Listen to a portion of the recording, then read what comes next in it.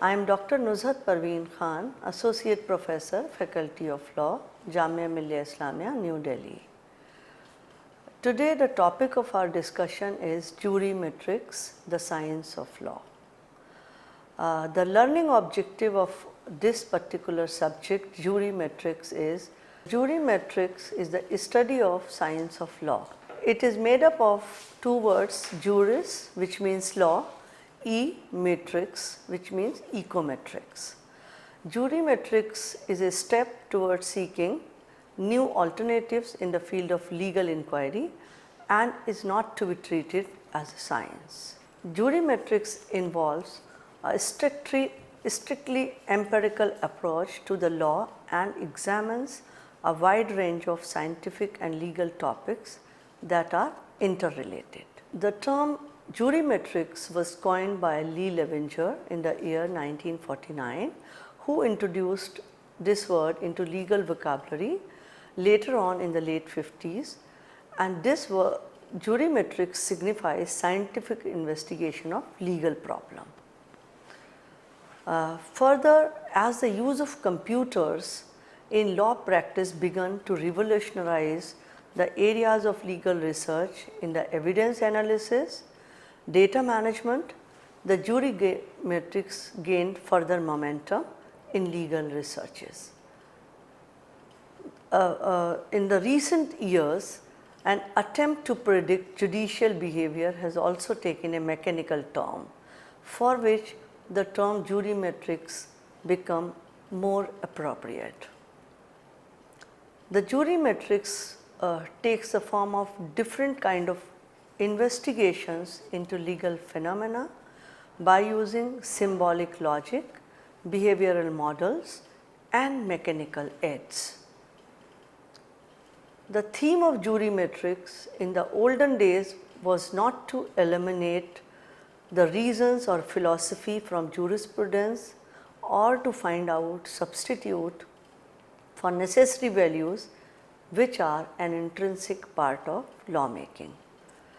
Further, the Jurimetrics signifies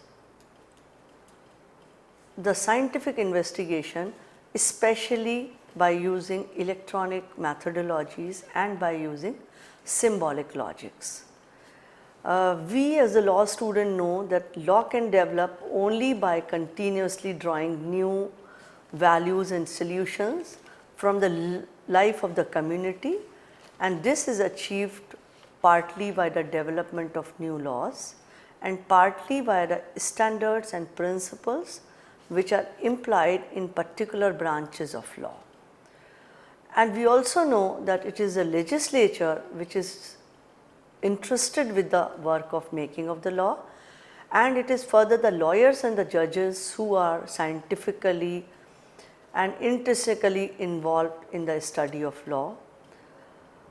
So how can we say, or how far the work of a judge, task of a judge in developing the law can be described as scientific? What is the theory? The theory which they follow is theory of logical plentitude. What is this logical plentitude theory which the judges apply while they are developing a judgment? The logical plentitude theory means that the law is not a mere collection of detailed rules, but an organic body of principles with inherent scope of growth and flexibility to adapt to new circumstances. A rational system for the exercise of authority of human being. Further, the doctrine of logical plentitude is to be used in a way to make it a narrowing force, because if a case is decided purely by logical deductions from the actual rules, then we will crush its growth. The growth of the law will be crushed if the logical plentitude theory is applied in strict sense. Further, leading works on jurisprudence, one of the work, Jurimetrics Symposium, contained an introduction to the new discipline of science of law and also a number of the types of works and experiments undertaken. Despite the diverse range of potential mathematical applications to the law, it has been concluded by various studies that the most perfect machine even will never be able to replace the creative efforts of responsibility of man in the decision on a public matter, that is the legal regulation of social relations. The scientific development in the codification of law has also led to the danger of machine made justice. By allowing a proportion of legal inquiries to be conducted by machines rather than by individual judges may cause judges and lawyers to avoid the responsibility for their hard legal decisions, but to resort to ready-made answers based on computers, which definitely is not a good sign. However, the vast range and huge accumulation of material relevant to the legal process seem to demand some kind of mechanical and mathematical approach, if only towards information storages and retrieval, which means just to sort out the material we can use mechanical tools, but with regard to reasoning the decision, it is necessary that there should be some legal reasoning, and legal reasoning is a process through which data is interpreted as high level concepts. Then further, legal reasoning takes intensive factual interpretations and the drawing of conclusions through heuristic computations. Further, it is thought that artificial intelligence tools, some form of computational models which are appearing nowadays as legal expert system, shortly we can call them LEX. These LEX can be devised for the analysis of legal problems within defined domain, where possible to provide basic legal advice derived from the reasoning processes. Legal expert system is a relatively young industry, and it is a very authoritative definition of this product. It is worth noting that it is with every other kind of expert system which differs from legal information retrieval system is the answer given by the LEX. But the answer given by the LEX depends on who is asking the questions, and they are most of the time very made up answers. Following are the desirable elements of the LEX. They includes high performance problem solvers. They are built with the assistance of human experts. LEX operates in specific problem areas. LEX also help in argumenting rather than supplementing humans. They are not intended for use by laymen. That means those who are expert in the legal skills can use these legal expert systems, and the LEX are transparent also because they explain the lines of reasoning. They are flexible also. Generally LEX consists of or composed of three components. It has one number one, it is a legal knowledge base. Number two, there should be an inference engine being its reasoning mechanism. Thirdly, it should be having a user interface. The potential contributor of LEX to the general public takes the form of following benefits. The benefits are there, though it is machine made logic, but it has some benefits, and the benefits includes it elevates the workload of lawyers. That is why it enhances the quality of their professional work. It offers public ready access to simple and legal advice at all the times. It also offers the prospect of a much lower rate of legal service knowledge. In law, data is being represented in natural language, which represent the facts and legal case that are human events which may lead to disputes. One of the objective of legal argument is to interpret, analyze the fact of the case and to try to fit the case into the defined rules of law. Now, the complexity of modern statutory provision with collateral amendments, statutory instruments seems to require more than traditional methods to enshrine and expound their meaning, and under those circumstances the Jurimetrics with the help of these machinic tools becomes a helpful instrument. The symbolic logic could perhaps provide useful tool to this end. Computers will help in eliminating arithmetical errors and data transportation oversights, through which this may further leads to oversight mistakes can be avoided, which may further bring the information which can be relied by the judges and even by the lawyers while they are dealing with the cases. Computers further ensures uniformity and application of the law becomes simpler. Judges and lawyers with the help of machinic tools can also easily avoid the responsibility of hard legal decisions by resorting to ready-made answers based on the questions. In drawing distinction between a scientific method and philosophic method, the ultimate test of any approach should be in its ability to advance knowledge which can be utilized in solving manifold human problems, as these methods are only means to an end.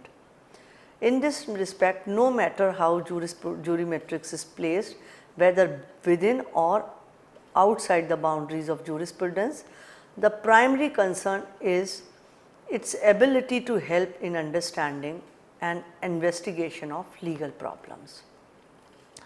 Now we will discuss the next issue, which is Jurimetrics in judicial research. Jurimetrics substantially involves the use of quantitative methods in judicial research. Quantitative methods are essentially aids in descriptions. They help to bring out in details the regularities in the data which the researcher has collected. Further, they are suited to the handling of large quantities of data and wide range of variables. The bulk of the data and the complexity of the variables involved may make it extremely difficult to handle the data manually, and in that circumstance the Jurimetrics and the computer aid becomes very helpful. With the help of computers, it becomes easy and it becomes desirable to use computers because it has opened up unprecedented opportunities to look beyond the fragmented terms of unconnected knowledge. Quantitative methods are the ways of summarizing the features and relationship in data. Further, the statistical measures based on the theory of probability go beyond the mere quantitative data and use devices to bring out the association between variables emerging out of data. Then Jurimetrics, though, is not a substitute for basic elements of judicial reasoning. However, it is helping to put a series of questions that are capable of investigation. It seeks not sudden relationship or universal laws, but the slow accretion of tested information. As we have seen in the previous text that though the judicial attitude and judicial motives are very important in any decision making and in any judicial process, but computers are getting helpful and all these mechanical tools are becoming aids to help the judicial process. But despite that, Jurimetrics is encountering certain problems which can be encountered with while the use of computers is made. Sometimes we can divide these approaches into group approach and computer prediction. Now, it is difficult to predict the behavior of individual, but that of mass of people is easier. It is also difficult to obtain adequate information about the inner working of the group. Also, available information with the help of these machines can be misleading. When using scientific models which are simplified abstractions of fixed phenomena, the corrections that have to be made are also fixed. That means if errors are fixed, the corrections are also fixed. where however the phenomena fluctuates as with human beings. The social phenomena generally are fluctuating, and it is impossible to know what corrections need to be made and for what purpose these models becomes useless. Further, the computer predictions, so far as there is a consistency in decision and attitude, the prediction of judicial opinions by computers become possible through fact studies. Fact studies means the acceptance of a fact by an appellate court rested on identifiable conditions surrounding the way in which it was presented to the trial court. If the accepted facts are combined in certain ways, the decision will go in one way. Then attitude studies. Attitude is nowadays is capable of being scaled by means of scaleogram. A person who reacts positively to a weak stimulus will definitely react similarly to another weaker stimulus.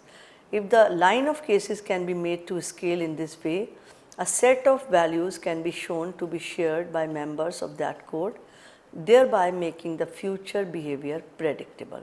That means once a person's attitude is one type of in one situation, the chances are it is going on to be the similar or same in another situation. However, any attempt at prediction seems to fail because this is a very technical and typical type of situation. The behavior will remain same because the personal element just cannot be eliminated from judicial decisions, and everything depends on how facts are viewed and stated. The same set of facts can be stated in different combinations and at different levels of generality. No mechanical aid can predict such combination or levels as is likely to be chosen. Different ratios can be extracted from a decision depending on whether the later court wishes to see resemblance or differences. Then predictability of judicial decisions also depends upon the consistency of the judges, their attitude, their behavior, their values, and people's attitude. Judges are also people. People's attitude changes with age and experience. So, however, computer predictions always remain static. Computer prediction can only work on the basis of reported decisions, the majority of which are essentially those of lower court and they are unreported. And the judges in their decision making at times refer to even those unreported judgments also. A computer analysis indicating a judge's decision can distract the judges from the judicial function, because the judicial functions includes many other type of factors which we will study in the later part of this lecture. Now, if we talk of the use of jurimetrics in the Indian legal system, first of all let us understand the judiciary, Indian judiciary. We have three important wings of the governance, and judiciary is one of these three wings of the state. The structure of the judiciary in our country is paramedical in nature, and the Supreme Court of India is the highest judicial forum and final court of appeal. Article 137 of the Supreme Court of the Constitution gives the power to the Supreme Court to review its own judgments. Further, Article 129 gives power to punish anyone for the contempt of Court of India, any Court of India including the Supreme Court. Now let us talk about the judicial behavior of the judges of the Supreme Court of India and then the use of jurimetrics. The judge's philosophy, which is reflected in the judicial pronouncement. Benjamin Cardozo in his classical work Nature of Judicial Process mentioned various factors which influence judicial functioning, and the behavior is one of them. It is always the social and political background of the judges which is relevant in explaining the decision making behavior. There are dynamics theories of judicial process. The picture of the judges as a policy oriented decision maker who derives his premises both from within and outside the courtroom, and whose functions are exceeding the mechanical work by applying settled rules of law to clear fact situation.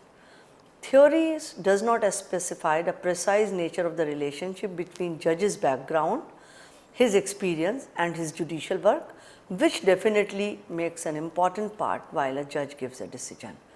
The judicial decision cannot be explained solely in terms of social background itself. There is a philosophy and psychology of the judges which is more helpful while a judge pronounces or gives a judgment. The constitutional law in fact changes according to the philosophical current in the minds of the judges. The social views and legal philosophy of the judge are often powerful forces both in shaping of the law and administration of the judiciary. The subjectivity of an individual judge plays the most important role in the deciding of cases, because the inherent morality which is embedded in a judge's subconscious mind gives the law the dynamic character. Every judge has his or her own perception of what the law is and the law functions, and that is what is undertaken to be implemented. Now, psychological motives and influences are not othered when one assumes the role of a judge. That is the case with other opinion of the individuals. The judicial opinion represented in a measure of personal impulse of the judge in relation to the situation before him, and these impulses are determined by judge's lifelong series of previous experience. That means somehow the background and whatever the judge have perceived before being the judge of the Supreme Court or the higher courts is definitely going on to reflect while the judge is giving a judgment. Then human factors and the environment is definitely an important aspect in the judicial decisions. The personality of a judge plays an important part in the process of their adjudication on particular cases and has to be taken into account as an innumerable part of the case. As a child, the judge who was born into a human community that has already experienced and classified an almost endless number of situations and the behaviors which are appropriate to each situation. The guidelines derived from all this experience and all these situations are imparted to the child as he develops and matures.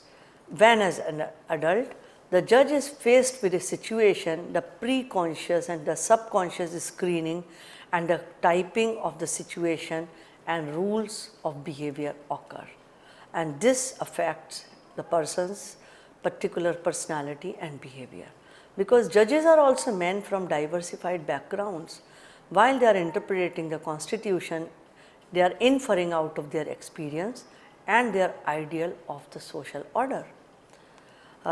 We have, I think being the law students, we have noticed various judgments, various judges, their behaviors, their judgments and their powerfulness, their landmarkness, such as all of us talk of Justice Krishna Iyer, Justice Bhagwati, their philosophies, their parameters of creating with regard to PILs, the judgment with regard to judicial independence were very famous just because they have given the interpretation in such a way that it become an important and integral part of our constitutional system.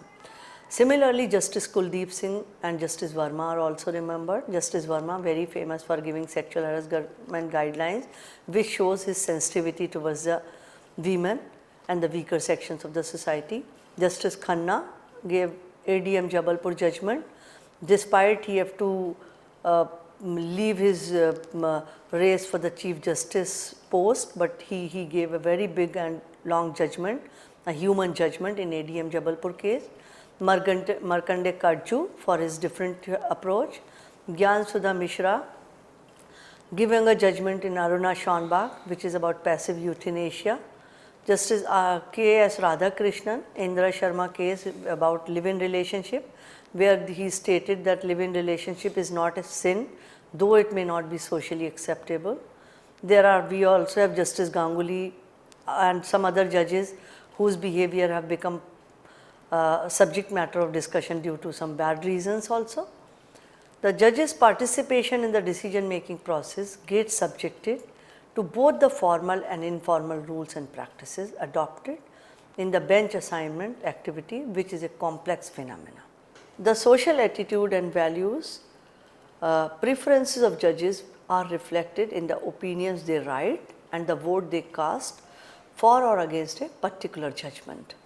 One of the prerequisites for studying such differences among the judges is that the individualistic behavior of each judge must reveal certain recurrent pattern, uniformities and consistencies over a period of time.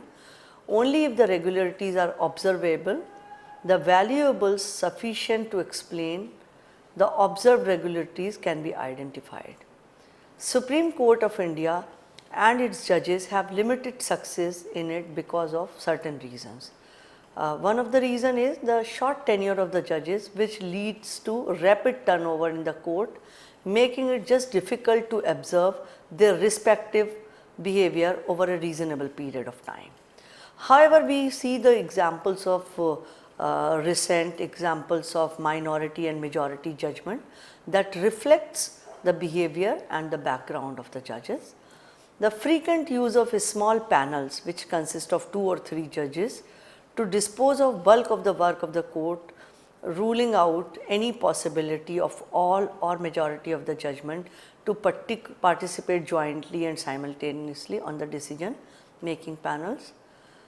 Number 3, the quantum and character of overt dissent in the court has been such that it does not easily lend itself to behavioral analytical tools. Now finally, to conclude this lecture, we can say that in order to analyze judgments, you need some insight into the decision making process of a judge.